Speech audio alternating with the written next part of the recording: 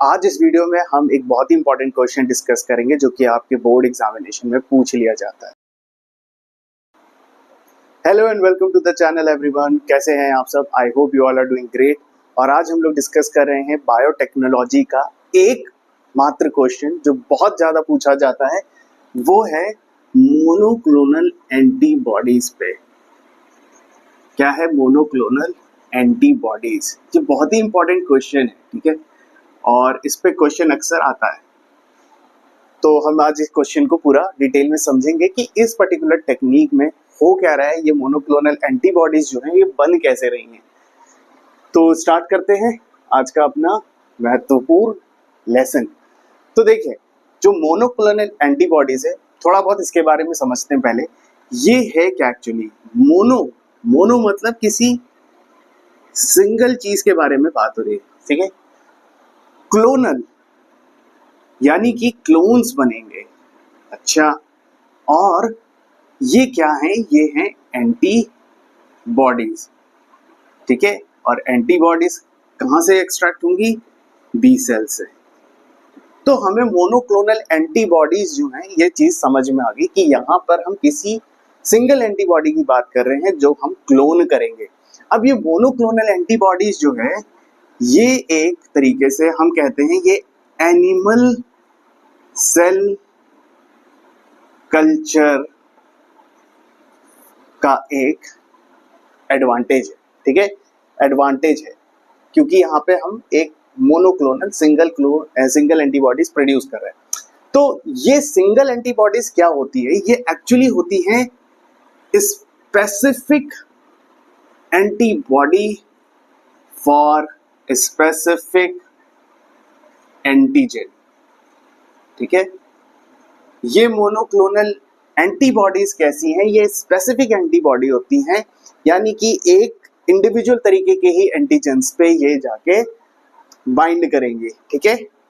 तो monoclonal antibodies के बारे में हमें इतनी चीज पता चल गई कि it is a part of animal cell culture. तो ये मोनोक्लोनल एंटीबॉडीज जो हैं ये हम एक्सट्रैक्ट किसकी मदद से कर पा रहे हैं? पिछली वीडियो में हमने जाना था रिकॉम्बिनेंट टेक्नोलॉजी के बारे में। तो यहाँ पर हम आरडीएनए टेक्नोलॉजी का ही यूज करेंगे। यहाँ पे हम रिकॉम्बिनेंट डीएनए टेक्नोलॉजी का ही यूज करेंगे टू मेक हाइब्रिड, ठीक है। अभी हम डिटेल में ये पूरा प्रोसेस समझेंगे। तो यहाँ पे मोनोक्लोनल एंटीबॉडीज जो हैं ये हाइब्रिड्स हैं, और ये हाइब्रिड एक्सट्रैक्ट कैसे हो रही है? ये एक्सट्रैक्ट हो रही हैं by the technique which is known as hybridoma technology, ठीक है। Hybridoma technology. तो आज की वीडियो में हम इसी हाइब्रिडोमा टेक्नोलॉजी के बारे में बात करेंगे और ये जानेंगे कि कैसे ये मोनोक्लोनल एंटीबॉडीज जो हैं ये एक्सट्रैक्ट होती हैं। अब यहाँ पे हाइब्रिडोमा टेक्नोलॉजी में हम देखेंगे कि कैसे हम मोनोक्लोनल एंटीबॉडीज जो है वो एक्सट्रैक्ट कर रहे हैं, ठीक है। अब मोनोक्लोनल एंटीबॉडीज आपको कई जगह कुछ इस तरीके से भी लिखा दिखाई देगा, ठीक है। तो अब ये मोनोक्लोनल एंटीबॉडीज क्या हैं? हमें पता चल गया कि ये स्पेसिफिक टाइप की एंटीबॉडीज है जो स्पेसिफिक तरीके के एंटीजन से बाइंड कर रही हैं, ठीक है। तो अब हम इसे एक्सट्रैक्ट कैसे करेंगे? तो हम यहाँ पे माइस का यूज करेंगे, राइट। हम क्या करेंगे? माइस को सबसे पहले हम यहाँ किसी स्पेसिफिक टाइप के एंटीजन से इंजेक्ट करेंगे।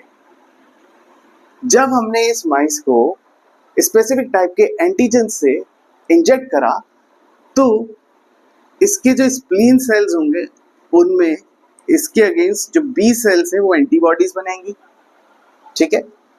तो हम यहाँ से क्या कर लेते हैं? हम यहाँ से माइस से हम बी सेल्स यानी कि स्प्लीन को एक्सट्रैक्ट कर लेंगे, ठीक। अब ये जो बी सेल्स हैं हमें इसमें एंटीबॉडीज तो मिल जाएंगी, ठीक, लेकिन ये हमें क्या बनाने? हमें तो मोनोक्लोनल एंटीबॉडीज के कई सारे रेप्लिकेशंस बनाने हैं ना, क्योंकि हम इस टेक्निक को यूज कर रहे हैं, एनिमल सेल कल्चर्स करा रहे हैं, ठीक है। For welfare. पर यहाँ पे क्या हुआ, यहाँ पे इम्यूनाइजेशन हुआ, एंटीबॉडीज तो मिली, लेकिन ये रेप्लिकेट नहीं करेंगे। रेप्लिकेशंस के लिए हम यहाँ पे क्या करते हैं, हम यहाँ पे सेल्स लेते हैं, ठीक है, जिनको हम बोलते हैं माइलोमा सेल्स। कौन से सेल्स हुए ये हुए हमारे माइलोमा सेल्स, ठीक है। अब ये माइलोमा सेल्स क्या होते हैं? ये माइलोमा सेल्स जो होते हैं ये ल्यूकेमिया सेल्स होते हैं, ठीक है, कैंसरस सेल्स होते हैं लिम्फोसाइट्स के, जो क्या करते हैं, ये कंटिन्यूअसली रेप्लिकेट करेंगे, यानी कि सेल डिविजन्स हमें इसमें देखने को मिलेंगे, ठीक है। जो ये कैंसरस सेल्स हैं तो ये कंटिन्यूअसली क्या करेंगे, अपने आप को डिवाइड करते रहेंगे, रेप्लिकेट करते रहेंगे, और ये कैसे हैं, ये कैंसरस हैं, ठीक है। Myeloma cells, leukaemia cells, synthesized from lymphocytic cells. अब ये हो गया हमारे पास कंटिन्यूअसली डिवीजन वाला सेल, यहां से हमें मिल गए बी सेल्स, ठीक है। तो हमने क्या करा, माइस को यहाँ पे जब इंजेक्ट करा तो हमने एक्चुअली क्या कंडीशन यहाँ पे क्रिएट करी, इसको हम बोलते हैं इम्यूनाइजेशन, ठीक है। इम्यूनाइज किया, जब हमने एंटीजन किया तभी तो इसके अगेंस्ट एंटीबॉडीज बनी। तो अब हमें यहाँ पे सेल्स मिल गए, ठीक है, यहां से हमें माइलोमा सेल्स मिल गए। अब हम क्या करेंगे, हम यहाँ पर फ्यूजन करेंगे। फ्यूजन किसका, जो हमने यहाँ से स्क्रीन से बी सेल्स स्टार्ट किए हैं और यहाँ से जो हमारे माइलोमा सेल्स हैं। तो यहाँ पे हम जो मीडियम बनाते हैं वो हमारा होता है पॉलीइथाइलिन ग्लाइकोल। इस मीडियम को हम बोलते हैं पॉलीइथाइलिन ग्लाइकोल।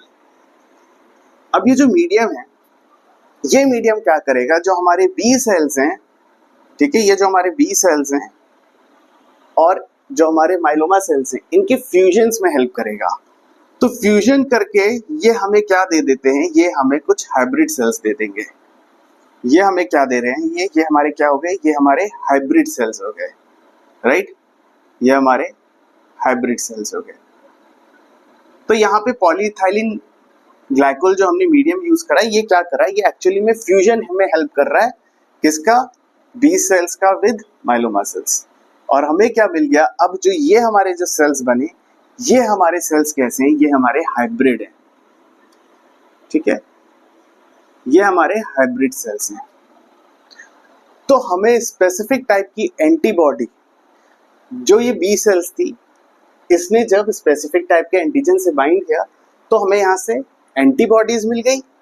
माइलोमा सेल से हमें कंटिन्यूअसली डिवाइडिंग सेल्स मिल गए। इन दोनों सेल्स को जब हमने पॉलीइथाइलिन ग्लाइकोल मीडियम में रखा, इसके फ्यूजन से हमें जो हाइब्रिड सेल्स मिले। अब ये जो हमारे हाइब्रिड सेल्स हैं, यही हैं हमारे क्या, मोनोक्लोनल सेल्स, ठीक है। तो अब हम क्या करेंगे, जो हमें हाइब्रिड सेल्स मिले हैं, अब हमें इसका सिलेक्शन करना है। तो हम सिलेक्शन कैसे करते हैं, सिलेक्शन के लिए हम क्या करेंगे, यहाँ पे अब जो हमें हाइब्रिड सेल्स मिल गए थे वहां पे, राइट, जो हमें हाइब्रिड सेल्स मिल गए थे, या हम उसको हाइब्रिडोमा सेल्स भी कह रहे हैं। अब वो हाइब्रिड सेल्स हमें कैसे मिले, जब हमने उसको पैग मीडियम में रखा। पैग क्या है हमारा, पॉलीइथाइलिन ग्लाइकोल। ये पॉलीइथाइलिन ग्लाइकोल क्या है, जिस मीडियम है, और उस मीडियम में क्या होगा, उसमें सेंट्रीफ्यूगेशन होगा। जब सेंट्रीफ्यूगेशन होगा तब जाके जो फ्यूजन है, दैट प्रोसेस विल अकर, और उस फ्यूजन प्रोसेस की मदद से हमें ये हाइब्रिड सेल्स मिल जाएंगे, जिसमें हमारे बी सेल्स और माइलोमा सेल्स हैं, ठीक है। अब हमें ये पता चल गया माइलोमा सेल्स हमने कहाँ से एक्सट्रैक्ट करे, स्प्लीन से करे, और ये हमारे कैसे हैं, कैंसरस सेल्स हैं, जो हमने कहाँ से लिए, बोन मैरो से लिए, ठीक है। They are extracted from bone marrow, और हम इसको ल्यूकेमिया सेल्स भी बोलते हैं, ठीक है। तो अब हमारे पास हाइब्रिड सेल्स फॉर्म हो गए। अब हम प्रोसेस करेंगे सिलेक्शन की, राइट। सिलेक्शन में हम क्या करेंगे, अब जो हमारे हाइब्रिडोमा सेल्स बन गए, हम इस सेल्स को डालेंगे मीडियम में, जिसको हम बोलते हैं हैट मीडियम, ठीक है। ये हैट मीडियम में क्या होगा हमारा, ये हैट मीडियम हमारा जो बी सेल्स हैं, ठीक है, जो हमारे हाइब्रिड सेल्स बने, ये सेल्स कैसे हैं, अब इसमें हाइब्रिड सेल्स में हमारे बी सेल्स भी हैं ठीक है, और हम इसमें देखते हैं ये माइलोमा सेल्स भी हैं क्योंकि ये कंटिन्यूसली डिवाइड कर पा रहे हैं। ठीक है, अब ये जो बी सेल्स हैं, जो बी सेल्स वाला पोर्शन है जिसमें एंटीबॉडीज है, ये क्या कर रही हैं, ये HGPRT एंजाइम सिक्रीशंस करती हैं। ठीक है, ये एंजाइम सेक्रीशन सिर्फ बी सेल्स में पॉसिबल है, ल्यूकेमिया सेल्स में नहीं, माइलोमा सेल्स में नहीं। ठीक है, तो हैट मीडियम में अब हम क्या करते हैं, इसकी फर्दर कल्चर करते हैं और कल्चर करके हमें सेलेक्टिवली क्या मिल जाती हैं, जो हम क्लोन्स कर रहे हैं। क्लोन्स हम किसके लिए कर रहे हैं, क्लोन्स हम कर रहे हैं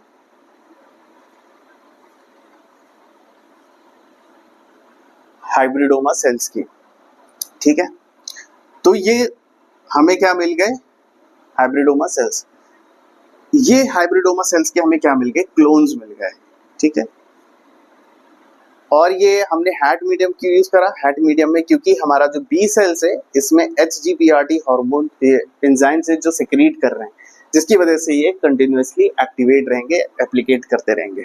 तो अब यहाँ से हमें बी सेल से क्या मिल जाएंगे, अब हमें बी सेल से मिल जाएंगे स्पेसिफिक टाइप की मोनोक्लोनल एंटीबॉडीज। अच्छा, हम इसे specific type of monoclonal antibodies इसलिए भी कह रहे हैं क्योंकि ये जो हमारी एंटीबॉडीज हैं, इसके जो एपिटोप्स हैं, ये स्पेसिफिक टाइप ऑफ एंटीजन से ही बाइंड करेंगे। तो ये जो हमारी मोनोक्लोनल एंटीबॉडी है जो कि स्पेसिफिक टाइप की है, इसमें हमारे क्या है, स्पेसिफिक एपिटोप ऑफ एंटीबॉडीज। ठीक है, अगेंस्ट स्पेसिफिक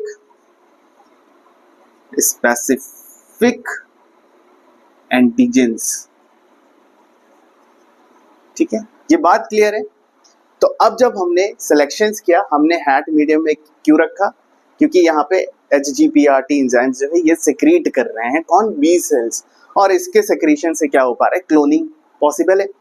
अब जो हमें बी सेल्स मिले, अब उन बी सेल्स से हम क्या कर रहे हैं, ये specific type of antibodies, monoclonal antibodies extract कर लेंगे, जो कि जिनके स्पेसिफिक एपिटोप होंगे, और ये स्पेसिफिक एपिटोप किसी स्पेसिफिक टाइप ऑफ एंटीजन से बाइंड करेंगे फॉर स्पेसिफिक एंटीबॉडीज। ठीक है, अब यहाँ पे हैट का फुल फॉर्म क्या होता है, इट इज हाइपोजेंथिन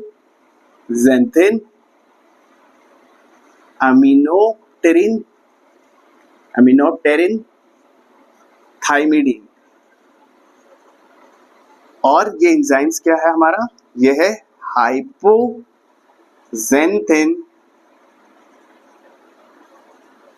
ग्वानिन फॉस्फोराइबोसिल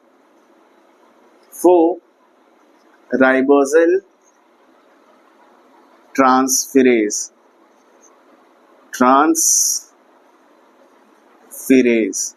ठीक है, ये हमारा क्या है, एंजाइम है। तो अब फाइनली सिलेक्शन होके हमें मोनोक्लोनल एंटीबॉडीज मिल गई। अब ये मोनोक्लोनल एंटीबॉडीज का काम क्या होता है, ये डायग्नोसिस में हेल्प करती है। ठीक है, कि स्पेसिफिक टाइप ऑफ क्या डिजीज हो सकती है, उनके अगेंस्ट ट्रीटमेंट के लिए यूज होता है। ठीक है, बायोमोलिक्यूल्स की स्टडीज में यूज होता है। तो ये सारे इसके यूजेस हैं, और ये हम एक्सट्रैक्ट किसकी मदद से कर रहे हैं, हाइब्रिडोमा टेक्नोलॉजी। ठीक है, हाइब्रिडोमा सेल्स हमें कहाँ मिले, जब हमने यहाँ पे सिलेक्शन करा, फ्यूजन हुआ किसका, बी सेल्स का विद माइलोमा सेल्स के साथ। और ये किसका पार्ट होता है, it is a part of animal cell culture. ठीक है, तो यहाँ पे हमने ये भी देख लिया कि रिकॉम्बिनेंट डीएनए टेक्नोलॉजी के एप्लीकेशन क्या हो सकते हैं। तो आई होप आपको ये वीडियो, ये टॉपिक क्लियर हो गया होगा। आपके इससे क्वेश्चन पक्का है कि आपको आता ही आता है, एनिमल सेल कल्चर का इम्पॉर्टेंट टॉपिक है, और सिर्फ आपके 12th स्टैंडर्ड के लिए नहीं, आप अगर ग्रेजुएशन में भी हैं तो भी आपका, आई थिंक आपका यहाँ से ये टॉपिक जो है वो क्लियर हुआ होगा। तो वीडियो अच्छा लगा हो तो लाइक शेयर सब्सक्राइब जरूर कीजिएगा। आपका कोई भी फीडबैक है आप कमेंट सेक्शन में ज़रूर करिएगा, और मैं उस पर डेफिनेटली रिप्लाई करूँगा। एंड मिलते हैं आपसे फिर अगले वीडियो में। Till then take care, all the best.